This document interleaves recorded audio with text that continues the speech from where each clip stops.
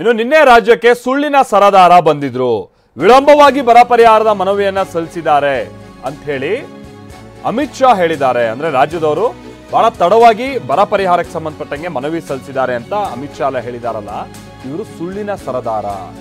ಅಮಿತ್ ಶಾಗೆ ನಾಚಿಕೆ ಆಗ್ಬೇಕು. ಕಲಬುರಗಿಯಲ್ಲಿ ಸಚಿವ ಪ್ರಿಯಾಂಕ್ ಖರ್ಗೆ ಕೊಟ್ಟಿರುವಂತಹ ಹೇಳಿಕೆ ಇದು. ಅಮಿತ್ ಶಾ ರಾಜ್ಯದ ಜನರ ಮುಂದೆ ಸುಳ್ಳು ಹೇಳಿದ್ದಾರೆ.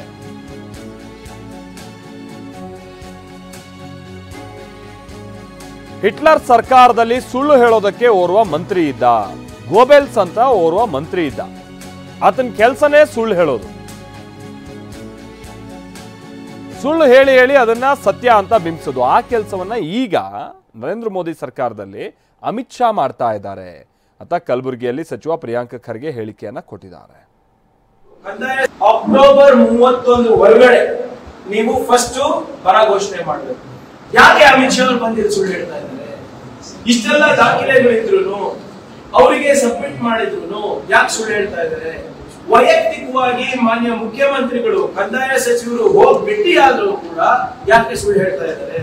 ಇಲ್ಲಿ ಬಂದ್ರೆ ಕನ್ನಡಿಗರಿಗೆ ಮೋಸ ಮಾಡಿ ಕನ್ನಡಿಗರ ಬಗ್ಗೆನೇ ಅಪಪ್ರಚಾರ ಮಾಡ್ತಿದ್ದಾರೆ. ನಾವು ಈ ಮೊಬೈಲ್ ಸುಳ್ಳನ್ನ, ಈ ಮಿನಿಸ್ಟ್ರಿ ಆಫ್ ಮಿಸ್ಇನ್ಫಾರ್ಮೇಶನ್ ಏನ್ ನಡೆಸ್ತಾ ಇದೆ ಅಮಿತ್ ಶಾ, ಇದನ್ನ ತಾವು ಎಕ್ಸ್ಪೋಸ್ ಮಾಡ್ತಾರೆ.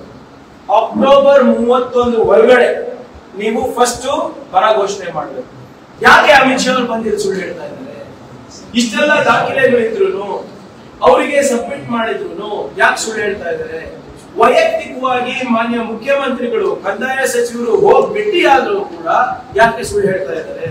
ಇಲ್ಲಿ ಬಂದ್ರೆ ಕನ್ನಡಿಗರಿಗೆ ಮೋಸ ಮಾಡಿ ಕನ್ನಡಿಗರ ಬಗ್ಗೆನೇ ಅಪಪ್ರಚಾರ ಮಾಡ್ತಿದ್ದಾರೆ. ನಾವು ಈ ಮೊಬೈಲ್ ಸುಳ್ಳನ್ನ, ಈ ಮಿನಿಸ್ಟ್ರಿ ಆಫ್ ಮಿಸ್ಇನ್ಫಾರ್ಮೇಶನ್ ಏನ್ ನಡೆಸ್ತಾ ಇದೆ